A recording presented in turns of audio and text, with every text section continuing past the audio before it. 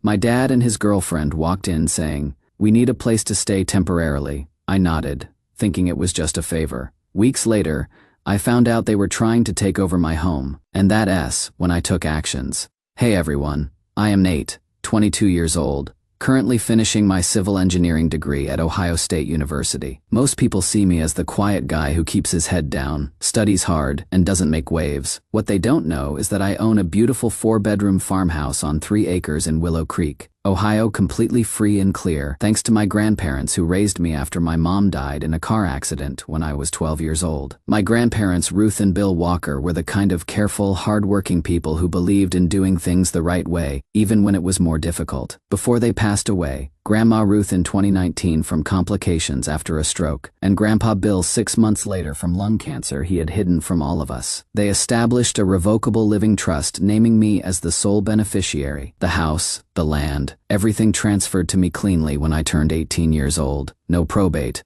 no confusion, no family drama. My father, Hank, witnessed the trust documents being signed at the lawyer's office and said he understood completely. But apparently, somewhere along the way between that meeting and last fall, he decided that conversation never happened. Fast forward to October of last year. I was deep into my junior year coursework, taking advanced structural analysis and spending most of my free time either studying or working part-time at Henderson Engineering. Life was good, my grades were solid, and I was even starting to think about where I might want to work after graduation. That is when Dad showed up at my front door with Brooke Ellis, his new girlfriend. I had heard him mention her name maybe twice during our monthly phone calls, usually in passing while he complained about his job as a foreman at Morrison Construction. Brooke Ellis was 31 years old, worked as a program coordinator for Little Sprouts Preschool in nearby Findlay, and looked like she had stepped directly out of a wellness influencer's Instagram feed. Her 2 children from a previous relationship, Camden, who was 9, and Avery, who was 7,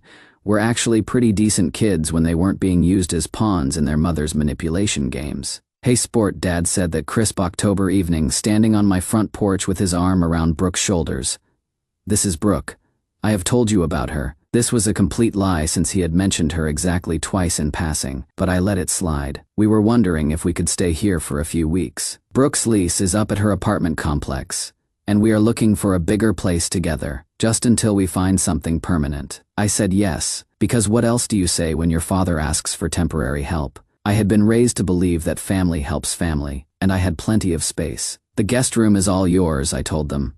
That was my first mistake, saying yes too quickly without establishing clear boundaries or timelines. Within 48 hours, I understood that Brooke Ellis wasn't just staying at my house temporarily.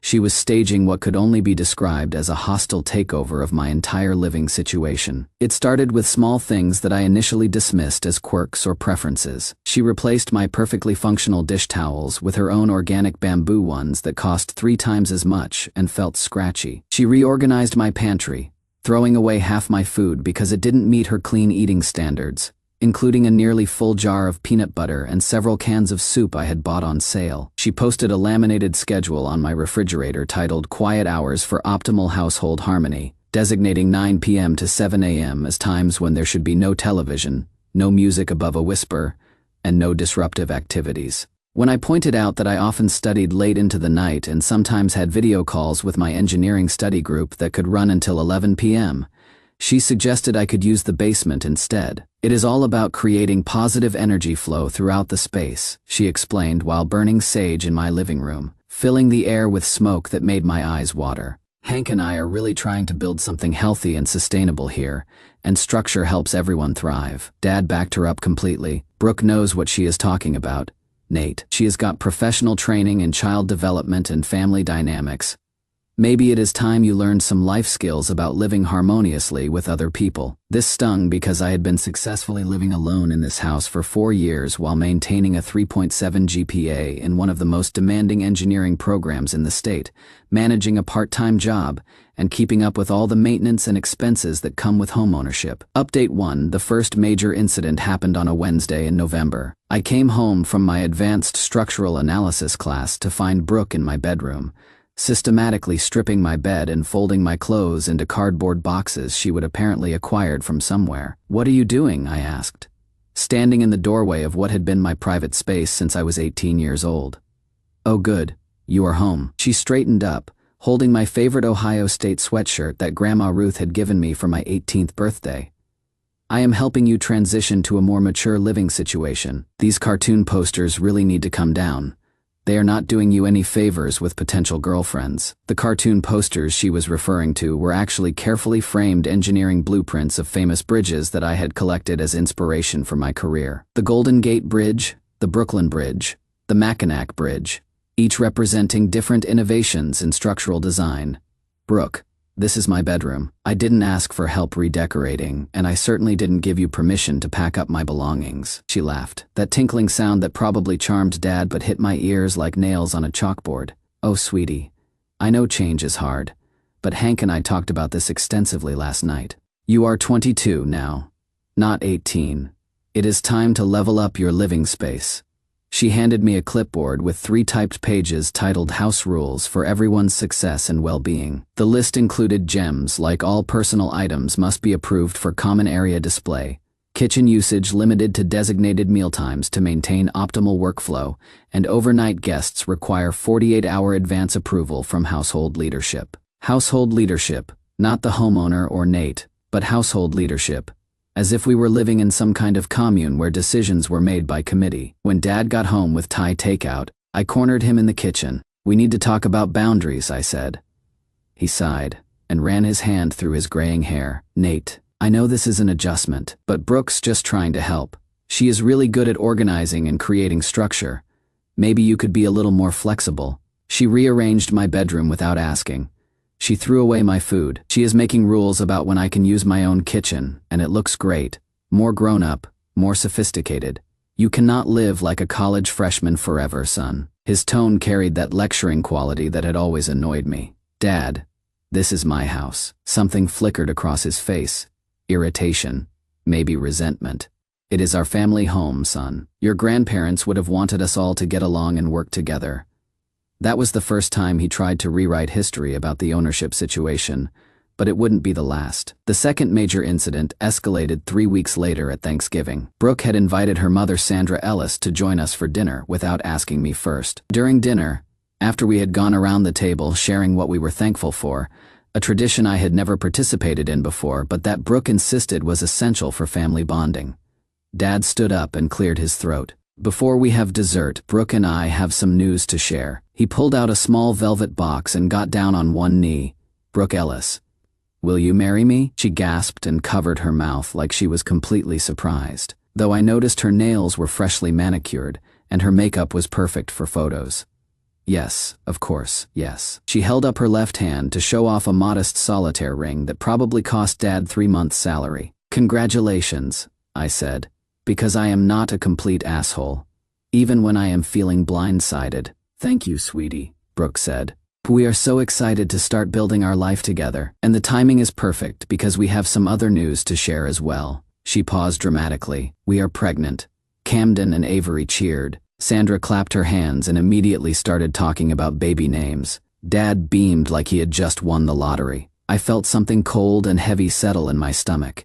That is wonderful. Congratulations to both of you. Now, Sandra said, leaning forward with predatory focus, we need to talk logistics. Brooke cannot be climbing stairs constantly in her condition, especially later in the pregnancy. And with a new baby coming, you will need proper space for a nursery, somewhere quiet where the baby can sleep without being disturbed by household noise. The house has 4 bedrooms, I said carefully. Well, yes, but not really, Brooke said, shifting into her planning voice. Camden and Avery need their room. They are at ages where they need stability in their own space. Hank and I need the master bedroom. Obviously, that leaves your room and the small guest room downstairs. The guest room would be perfect for a nursery because it is right next to the master bedroom. But your room has the best natural light and the most space. It would be perfect for you to launch. Launch like I was a rocket they were trying to get off the launch pad. Launch to where? I asked. I have the perfect solution, Brooke said, pulling out her phone to show me a rental listing. There is a really cute 1-bedroom apartment in my old complex in Columbus, the Riverside Gardens Apartments. It is close to campus, and since I know the property manager, I could probably get you a discount, maybe just $1,200 a month, instead of the usual $1,500. $1,200 a month. That was more than I made from my part-time job. even with scholarship money left over after tuition. Here is the kicker. Brooke was 12 weeks pregnant. They moved in October, which meant she conceived in early September. This wasn't a temporary arrangement that had gotten complicated by an unexpected pregnancy. This was a planned invasion, carefully orchestrated from the beginning. The third and final incident happened the following weekend. I had gone to campus for a study group session and came home around 4 in the afternoon to find a moving truck parked in my driveway and 2 guys in Columbus Express Moving Company t-shirts, carrying boxes labeled Nate's Room out of my house. I parked my Ford F-150 behind the truck and jogged to the front door. "Excuse me, what is going on here?" I called to one of the movers. "Moving job," he said, adjusting his grip on a box containing my engineering textbooks. "Lady inside hired us to pack up a bedroom and transport everything to a storage unit." Inside, I found Brooke directing traffic from the kitchen with a clipboard in one hand and her phone in the other. "Nate," she said brightly, "perfect timing. I went ahead and scheduled the move for today since you seemed hesitant to make decisions. Sometimes we all need a little push to embrace positive change. You are moving my stuff without my permission." "Oh, don't be so dramatic. I am just helping you transition. Your things will be perfectly safe in the storage unit until you get settled. And look," she gestured toward the stairs. "I have already ordered the most beautiful nursery furniture." I walked upstairs to see my bedroom completely empty, except for my mattress on the floor and a single lamp. My computer desk was gone. My drafting table where I worked on assignments was nowhere to be seen. Everything had been packed away like I was already gone. "Brooke, you need to stop the movers right now and bring my stuff back inside. This is not happening. I really don't think that is the best idea.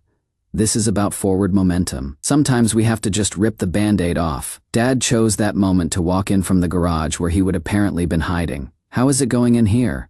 he asked like he was commenting on the weather. "Dad, did you know about this? Brooke mentioned she was going to help you get organized for the move. She is just being efficient. I never agreed to move anywhere. We talked about this at Thanksgiving, and I said I needed to think about it." Brooke looked at me with that patient expression you would use with a toddler. "Nate, sweetheart, we have talked about this. You cannot live in your childhood bedroom forever. This baby needs space, and it is time for you to learn some independence. Your grandmother would have wanted you to be self-reliant." She was invoking my grandmother's memory to justify stealing my bedroom. "Did my grandmother ever tell you what she wanted?" I asked quietly. "Well, no. I never met her personally, but any good grandmother would want her grandson to grow up and make his own way in the world." "And did my grandfather ever tell you about his wishes for this property?" "I am sure he would want what is best for the family," Dad interjected. "And what is best right now is making room for the new baby." I looked around at the moving boxes, at Brooke's satisfied smile, at Dad's carefully neutral expression. "Whose name," I asked quietly, "is on the deed to this house?" The question hung in the air like smoke. Brooke's smile flickered. Dad's jaw tightened. The movers stopped what they were doing. "That is just paperwork, honey," Brooke said finally. "Families share property all the time. Legal documents are just formalities. Just paperwork, just formalities." That is when I realized they had never actually looked at the deed. They were operating on assumptions and the belief that I was too young or too passive to assert my legal rights. They were about to learn otherwise. Update 2: I spent Monday morning at the Hancock County Recorder's office, skipping my morning classes. Mrs. Dorothy Dorsey, who had worked there for 23 years, remembered my grandfather fondly. "Bill Walker," she said with a smile. "Nicest man you would ever want to meet. Always brought me cookies at Christmas. You look just like him, Mrs. Dorsey. I need certified copies of the warranty deed and trust documents for the property at 4847 Creek Road." She disappeared into the back room and returned with a manila folder. "Property transferred to the Walker Family Revocable Living Trust in 2018, with Nathan James Walker as sole beneficiary upon reaching age 18. Very clean documentation, just like your grandfather always insisted on." I paid the $15 fee and drove home with legal nuclear weapons. The deed was crystal clear. Nathan James Walker, trustee of the Walker Family Revocable Living Trust, to have and to hold the above described premises forever. But the trust document was even better. Buried in Section 7 was a clause Grandpa had insisted on: "No transfer, encumbrance, or change in beneficial ownership shall be valid without the express written consent of the current beneficiary, properly witnessed and notarized. When I got home, Brooke was in my former bedroom with a tape measure, planning nursery furniture placement. She had hung a baby on board sign on the door. "How was your morning?" she asked cheerfully. "Educational. Could you come downstairs? I would like to show you and Dad something." 5 minutes later, we were gathered in the living room. I spread the certified documents across the coffee table like a poker player revealing a royal flush. "These are the ownership documents for this property, filed with the county, legally binding, and very specific about who has what rights." Dad leaned forward and his face grew pale as he read. Brooke picked up the deed and scanned it quickly. "I don't understand. This says you own the house." "That is correct. But you are just a college student."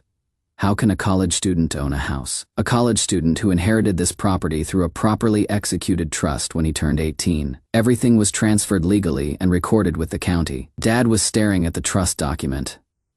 "Nate, I remember Dad talking about some legal stuff, but I thought it was just temporary until you got older. Maybe we could work out a family arrangement where we all contribute and make decisions together." "What kind of arrangement?" "Well, you could stay here, but we would all contribute to household expenses. Share the space fairly among all the adults. Share the space fairly by giving you and Brooke the master bedroom, Camden and Avery their room, the baby the guest room, and me a $1,200 apartment in Columbus." Brooke stood up, her composure cracking. "This is ridiculous. You cannot just kick out a pregnant woman and 2 innocent children. That is not how families work." "You are absolutely right. That is not how families work. Families don't move into someone else's house and try to evict the owner. Families don't pack up belongings without permission. Families don't turn bedrooms into nurseries without consulting the person who pays property taxes." "We never said we were kicking you out," Dad protested. "We just thought you would want independence. By forcing me to pay $1,200 a month so you could take over my house rent-free." My best friend Ty Miller knocked on the door. I had texted him earlier asking him to stop by for moral support, and because he was a first-year law student who might have useful insights. He read the documents carefully, asking clarifying questions. "This is pretty straightforward," he said finally. "Nate owns the property outright through the trust. Anyone living here without his permission is trespassing. Anyone living here with permission but without a formal lease is what we call a tenant at will under Ohio law." "What does that mean?" Brooke asked. "It means Nate can terminate your tenancy with 30 days written notice. No cause required, no negotiation necessary." Dad leaned back. "Surely there are protections for families." "Not really," Ty said. "Property rights are pretty absolute. The only exception might be if you had a written lease or had been paying rent. But you have been living rent-free based on a verbal understanding that is broken down." Brooke stood abruptly. "You are seriously going to throw out a pregnant woman and 2 children over legal technicalities?" "I am not throwing anyone out," I said calmly. "I am offering 2 choices. Pay fair market rent with a formal lease that includes respect for my privacy and property, or find alternative housing that suits your needs and budget. And if we cannot afford market rent, then you find something you can afford. That is what responsible adults do." She turned to Dad desperately. "Are you going to let him talk to me like this?" Dad looked older than his 53 years. "Brooke, maybe we should think logically. We knew this was supposed to be temporary. Maybe it is time to look for a place we can actually afford." "It is his house," he said quietly. "It has always been his house." 3 days later, I sent Dad and Brooke certified letters giving 30 days notice. "Your tenancy terminates the 15th of January 2024. Surrender the premises on or before that date." Brooke went nuclear, calling the sheriff to claim I was harassing a pregnant woman. Deputy Martinez read the envelopes. "This is a civil matter. Proper notice was served." She also filed discrimination and illegal eviction complaints. Both were dismissed because those protections cover rentals, not informal family stays, and she had lived rent-free. Then the real hit came. Mrs. Dorsey at the county recorder phoned. Someone tried to record a quitclaim adding my father to the deed with a signature that resembled mine. I hadn't signed anything. I filed a fraud affidavit and a police report. The plan was obvious. Add Dad to title, claim homestead, and make removal nearly impossible. They tried to steal my house through paperwork theft. Final update: on January 18th, we stood before Judge Patricia Hendricks. She called the case straightforward. I owned the home via trust, had served proper notice, and the occupants refused to leave. The defense cited pregnancy, improvements, and hardship. The judge rejected each. The The statutes don't create a lease. Decor isn't a legal improvement, and hardship doesn't grant a right to remain. She ordered immediate possession, 72 hours to vacate, and $5,000 in fair market rent for 10 unpaid weeks. Outside, Dad caught up. She is pregnant with my child. Cannot we work something out? You watched her pack my things, I said. And someone tried to forge my name on a deed. He looked at his shoes and muttered about family and shared expenses. Shared expenses? You never paid rent. It is my home. Grandpa wanted me secure, not at the mercy of entitlement. Brooke came over crying. I wanted stability. Cannot you forgive family? You are not my family, I said. You tried to take my house. The only reason you are not in cuffs is that the fraud case is still being built.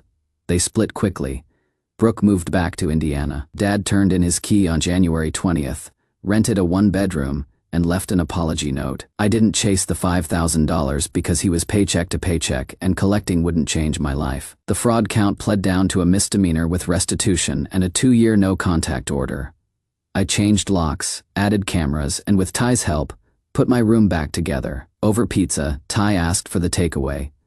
Respect isn't automatic because we share blood, I said. It is earned, and paperwork protects you from people who confuse good intentions with a right to your home. 6 months later, I am still in the house my grandparents left me. Classes are steady, stressed down, and I am seeing Sarah, an engineering student who respects boundaries. Brooke had her baby in July. Dad pays support and sees his daughter on weekends. In the garden, Grandma's heirloom seeds thrive. I think about Grandpa's lesson, money matters, but so do fences, on paper and in life. The house is mine, lines are clear, and anyone who wants to stay signs a lease.